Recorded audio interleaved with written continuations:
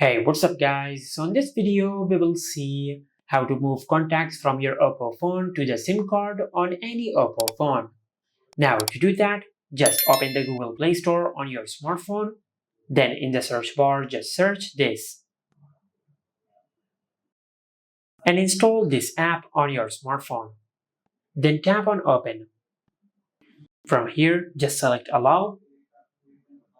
Now as you can see, under contacts on SIM card, we don't have any contacts in our SIM card.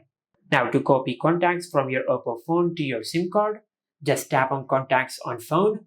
Now from here, just select the contacts which you want to copy to your SIM card. Or you can select unselect all and it will select all the contacts on your smartphone. Now just tap on copy and it will copy all the contacts which you have selected on your smartphone to your SIM card. Just like that. And as you can see, we have successfully copied all the contacts on our smartphone to the SIM card.